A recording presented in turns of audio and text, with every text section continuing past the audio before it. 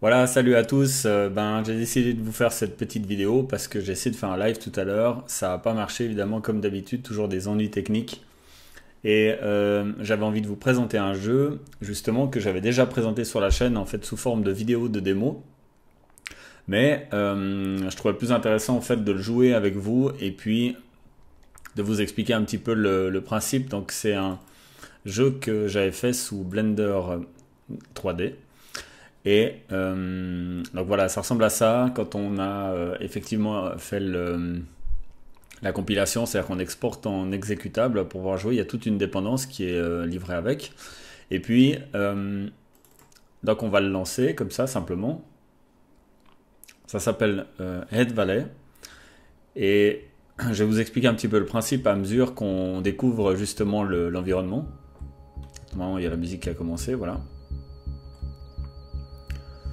Je joue en fenêtre comme ça parce que apparemment j'arrive pas à recorder en fait quand il est en full screen. Donc voilà, le principe du jeu, comme vous allez le voir pour les adeptes de Minecraft, c'est donc tout est construit à partir de cubes, hein, tout l'environnement a été créé à partir de cubes. Alors pour faire ça justement c'est assez facile, il y a effectivement un add-on dans Blender qui permet en fait de convertir en cube, de cubifier absolument tout ce que vous lui mettez dedans comme géométrie. En plus c'est paramétrable. Donc là on voit qu'on a un certain paramétrage pour ce truc là en cube, c'est la niche de départ du jeu. Et puis alors je vous mettrai aussi d'ailleurs le lien en fait sous la description en fait de la vidéo, dans la description. Vous pourrez télécharger en fait le jeu, la version aussi anaglyphique qui permet en fait de jouer en 3D avec des lunettes rouge-bleu. Après, je fournis pas les lunettes bien sûr, il faudra les trouver. Mais par contre, je vous conseille de le tester en anaglyphe, c'est vraiment excellent. Au début, c'est un peu bizarre les couleurs, surtout à cause du beige là. Mais par contre, au bout d'un moment, ça donne vraiment un effet 3D très réussi et c'est pas aussi bon évidemment qu'un casque Oculus ou n'importe quoi, mais par contre, c'est intéressant comme expérience. Alors en fait, donc on est dans un espèce d'univers cubique comme ça, je vais me répéter un peu. Et on a des visages. Donc tout ça c'est fait à partir de Blender. Donc j'ai pas des connaissances en développement qui sont vraiment exubérantes, mais disons que ça m'a permis de faire ce truc. Tout est programmé en Logic Brick, hein, c'est ça qui est intéressant avec ce moteur. Donc ça c'est le moteur de jeu vidéo de Blender que vous voyez tourner simplement sous forme d'exécutable, et donc on peut y programmer tout un lot de choses, d'actions. Là, comme je le disais avec ce Logic Brick, on peut vraiment faire des choses assez intéressantes. Je vais vous montrer donc ici le principe du jeu. C'est d'abord un jeu d'exploration, mais en plus je vais vous parler un petit peu de la philosophie. On a aussi la possibilité en fait de tirer des cubes, et donc quand on tire ces cubes, ils vont décrire une trajectoire, en fait une espèce de courbe. Et à chaque fois qu'ils vont rencontrer quelque chose, ils vont se figer et se bloquer. Ce qui fait qu'on va pouvoir créer des passerelles. Donc c'est tout bête, hein. On ne peut pas contrôler en fait la puissance du shoot, du tir. On ne peut pas contrôler non plus la direction. Il va tirer en fait simplement dans la direction où on regarde. Et il va se figer une fois qu'il rencontre un objet. Alors, comme vous voyez, c'est pas parfait. Parce que encore une fois, je suis pas un malade de la programmation, mais j'ai quand même réussi à faire ce truc comme ça. Et je trouve intéressant parce que en fait, on va créer tout un lot de passerelles. Vous voyez que c'est assez chouette comme ça suit en fait mon déplacement.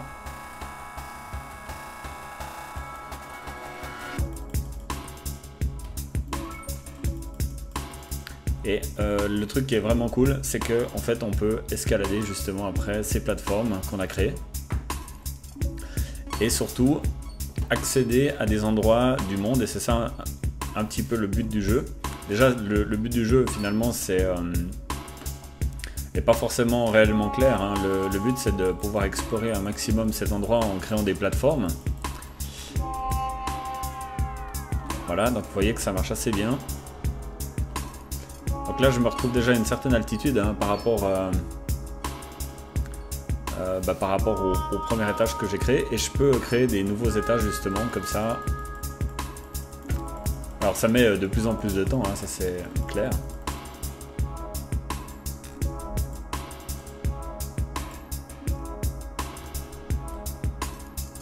Évidemment, si on tombe, faut tout recommencer. Enfin, faut tout recommencer, faut tout réescalader, faut pas tout recommencer les plateformes, puisqu'en fait elles restent, hein, vous voyez. Et donc, en gros, on va créer comme ça des structures pour pouvoir essayer de, par exemple, un but tout bête, mais essayer d'atteindre les nuages qui sont là-bas en haut. Donc, les nuages qui sont là sont des objets réels, on peut carrément monter, ça me faisait un peu penser à Mario Bros. Et voilà, donc là vous voyez que j'ai atteint une certaine altitude. Alors maintenant on va aussi parler un petit peu de... Donc ça m'est venu à la suite d'un symposium à Neuchâtel sur, qui s'appelle Imaging the Future. Où en fait il y a des créatifs qui viennent expliquer un petit peu leurs idées de jeux vidéo, qui viennent voilà, parler de technologie dans le cinéma, etc. Et j'ai vu défiler quelques jeux vraiment intéressants où il n'y avait pas forcément de but en soi, mais c'était simplement de voyager, de découvrir des espaces tridimensionnels, architecturaux comme ça, hyper intéressants. Et en fait, je me suis dit, bah tiens, je vais faire un petit peu la même chose, je vais lancer cette démarche avec mes maigres moyens technologiques. Et puis, je me suis dit, bah voilà, je vais démarrer un petit peu ce monde-là. Donc, l'idée, c'est de le peupler avec des... Je vais redescendre hein, simplement, avec des totems comme ça, qui ne sont rien d'autre que des gens. Donc ça c'est des personnes réelles. Vous allez tout de suite en reconnaître l'une d'entre elles. Donc c'est des scans de personnes réelles. Là j'ai décidé de nous immortaliser en fait Nathalie et moi-même. Donc ça vous m'aurez reconnu, c'est moi. Même si c'est un peu bizarre et difficilement ressemblant. Mais en fait, l'idée, donc, il s'agit de scanner en fait les personnes en 3D et de les cubifier comme ça pour en faire des œuvres artistiques. Et on peut les escalader, bien sûr. Donc c'est évidemment assez bizarre d'escalader des gens qui nous sont proches. Mais c'est possible, on les escalade comme si c'était des montagnes. Donc c'est des espèces de montagnes en visage. Et là vous m'entendez parler, parce qu'un des autres concepts c'était de... Voilà, c'est-à-dire que en fait en s'approchant d'une statue, elle va délivrer un message qu'on aura préenregistré évidemment. Donc le mien est très simple, je dis juste que j'ai créé le jeu et puis que voilà, je suis très content, bref, c'est pas très important. Mais il y a d'autres créatures, comme par exemple cet arbre, qui délivre un message sur l'écologie, je trouve assez chouette. Alors il y a des zones cachées hein, aussi dans le jeu, je vous laisserai les explorer. Voilà, alors vous voyez qu'ici on a une espèce d'énorme arc-en-ciel, on peut aussi l'escalader, il est creux en plus. Alors là je suis tombé. Je ne me rappelle plus comment.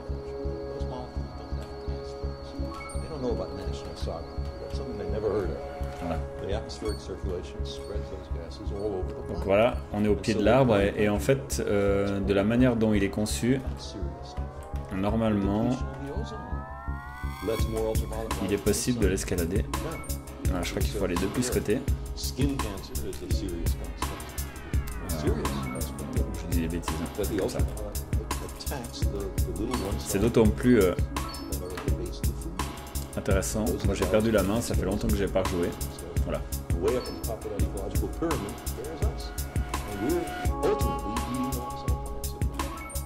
Donc là vous voyez que j'escalade simplement l'arbre, donc on peut créer d'autres structures à partir d'autres statues connues ou d'autres œuvres d'art et puis les mettre à l'intérieur du jeu. Vous voyez, l'arbre a relativement bien marché, il s'agit d'un vrai arbre, d'un vrai modèle 3D en fait qui a été cubifié. Et je trouvais super cool. Et encore une fois, donc en anaglyphe, là ça donne vraiment bien. Du coup, je peux sauter sur la tête d'une des personnes. On va aller explorer un petit peu le... On va aller explorer... Ouais, voilà. j'ai aussi normalement, j'ai mis plusieurs têtes. L'idée c'était de savoir aussi, du fait d'avoir les fichiers à disposition, si une personne parmi vous qui regardait cette vidéo serait intéressée en fait de développer une version qui serait disponible sur internet, sur un serveur, en réseau, multijoueur, ça pourrait être assez excellent. Et on pourrait faire grandir ce monde comme ça à l'infini, où simplement des gens se scanneraient et viendraient un peu à la manière de Monument de Valley, de créer en fait un énorme monde où on a les têtes d'une grande partie, d'une partie des êtres humains qui peuplent cette planète et on pourrait leur rendre hommage en fait simplement en créant un jeu gigantesque sur le modèle de celui-ci où finalement les gens sont immortalisés pour toujours avec un message personnel qui délivrerait aux autres joueurs qui viendraient explorer ce monde. Et voilà, aussi bête que ça puisse, je trouvais intéressant cette idée. Donc bon, là on va aller explorer l'arc-en-ciel.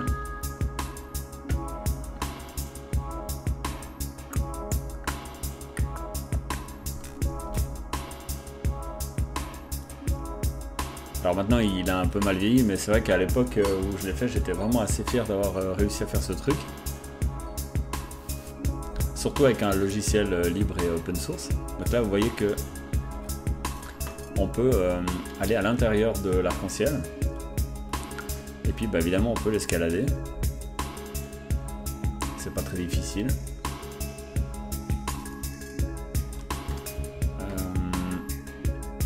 En fait si c'est pas hyper... Ah oui, il faut aller là, je crois.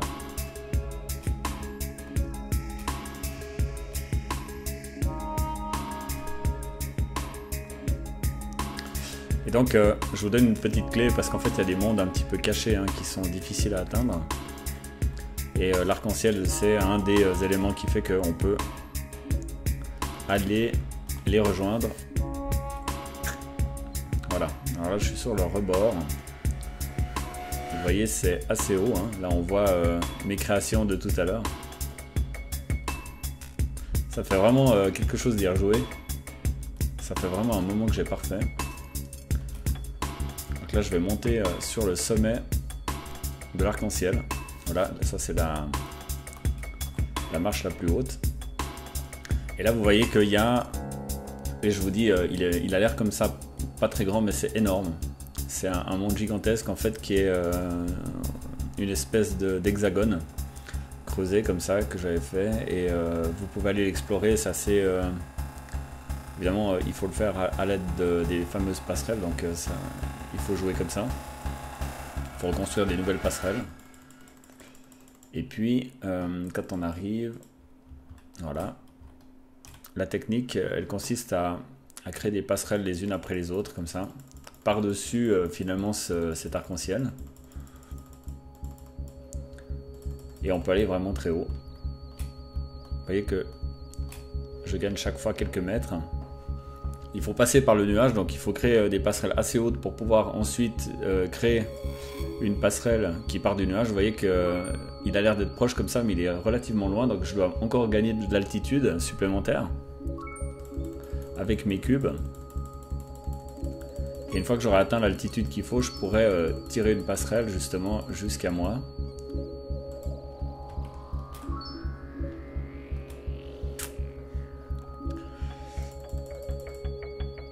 Voilà. Donc je ne vais pas vous embêter avec ce truc là beaucoup plus longtemps. C'était juste pour vous montrer le principe de comment on fait pour gagner de l'altitude en fait dans le jeu, pour aller voir sur les nuages.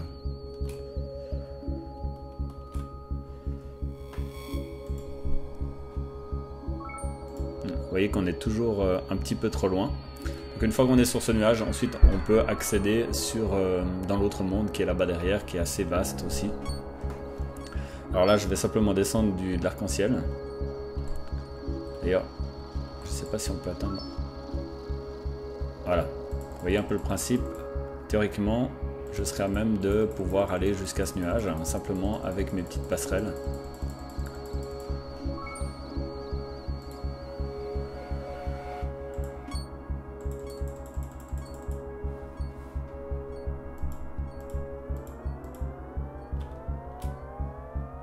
Si vous avez d'autres idées pour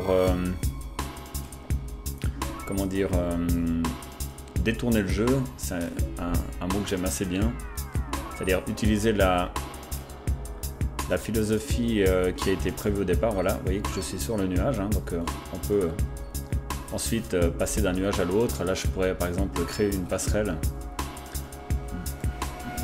qui part depuis l'arbre, ouais, quoique c'est même pas dit. Ah oui, alors j'ai prévu un petit viseur, vous voyez, ça permet de bien viser en fait les autres cubes, ce qui permet de générer ensuite une passerelle qui va bien fonctionner jusqu'à moi.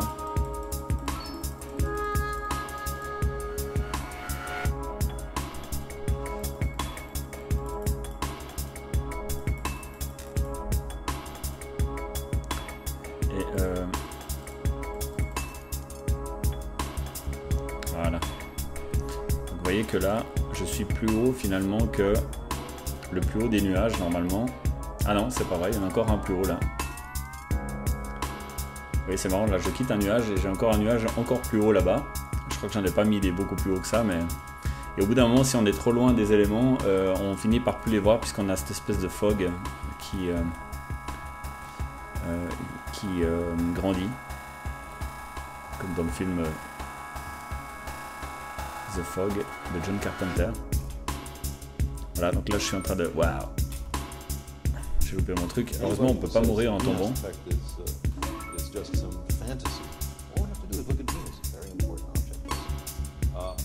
Alors je vais aller vous montrer encore un... Ah oui, j'ai un autre cube en fait qu'on peut tirer avec la partie, le bouton droite de la souris. Il est intéressant parce qu'en fait il annule les autres cubes. Ça permet d'effacer des cubes. Alors vous me direz ça sert à rien, mais... C'est arrivé une fois parce que je me suis retrouvé coincé dans une construction, j'arrivais plus à rejoindre, et j'étais vachement haut, j'avais mis à galérer un moment pour y aller. C'était un peu une espèce de quête de savoir jusqu'où je pouvais aller en hauteur. Et puis en fait, je me suis retrouvé un peu prisonnier, je me suis dit ah, ok, bah, je fais un cube. Que quand tu le tires sur un cube bleu, évidemment il est d'une autre couleur, il est orange. Si tu le tires sur un cube bleu, et ben ça va l'effacer. Voilà. Et vous aurez remarqué qu'ils ont un autre comportement, c'est qu'en fait ils rebondissent avec le moteur physique qui est Bullet, qui est intégré dans Blender, mais qu'à partir d'un certain timing, ils se figent et on ne peut plus les enlever. Donc vous pouvez aussi créer des plateformes avec ces cubes là. Simplement si vous en mettez, voilà, ils vont ricocher les uns sur les autres et au bout d'un moment ils vont se bloquer et on peut monter dessus. Donc c'est possible de créer des choses aussi avec ça. Alors la chose intéressante c'est que si je peux dégommer des cubes bleus en fait avec les cubes oranges. Allez. Des fois ça marche pas toujours. Hein. Par contre, voilà. Par contre je peux pas dégommer des cubes oranges avec les cubes bleus. C'est-à-dire que un cube orange est là pour toujours. Du moment qu'il était généré, on ne peut plus l'enlever, simplement. Alors j'avais envie de vous montrer encore un petit truc, je crois que c'est sur cette montagne-là. Je sais pas si c'est sur celle-là ou si c'est une montagne qui est de l'autre côté, mais j'adore la musique, elle est vraiment excellente. C'est pas moi qui l'ai composée. Je crois que c'est de l'autre côté. Vous voyez que le décor, le sol est assez morcelé comme ça.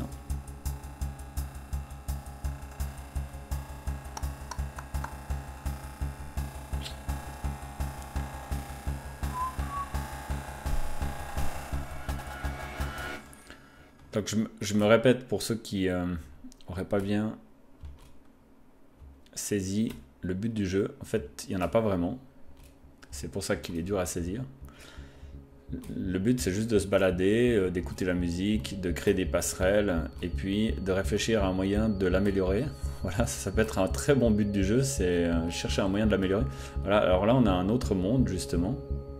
Et je l'ai fait juste assez loin, parce que je suis vraiment un emmerdeur, pour que tu puisses pas évidemment l'atteindre avec le premier jet de cube. Donc tu dois refaire des plateformes, un peu comme avant. Alors, avant je les faisais à 180 degrés, hein, mais tu peux très bien t'amuser à faire ces plateformes à 90 degrés, etc. Ça marche très bien. L'idée, c'est simplement d'accumuler de l'altitude. Au bout d'un moment, ben, évidemment, si ton ordinateur est un peu light, tu vas te retrouver à une limite. Voilà, et puis ben là, je peux encore accumuler de la hauteur jusqu'à ce que je sois assez haut pour balancer un cube qui va adhérer au monde d'en face et je pourrais aller l'explorer. Donc voilà, ça vous fait un petit but supplémentaire d'aller explorer, trouver le moyen de monter assez haut pour aller explorer finalement cet endroit-là. Vous me direz dans les commentaires si ça a été facile, parce que normalement c'est pas hyper facile. Après, ben, je pense que les joueurs qui ont l'habitude des jeux de plateforme vont s'amuser avec ça.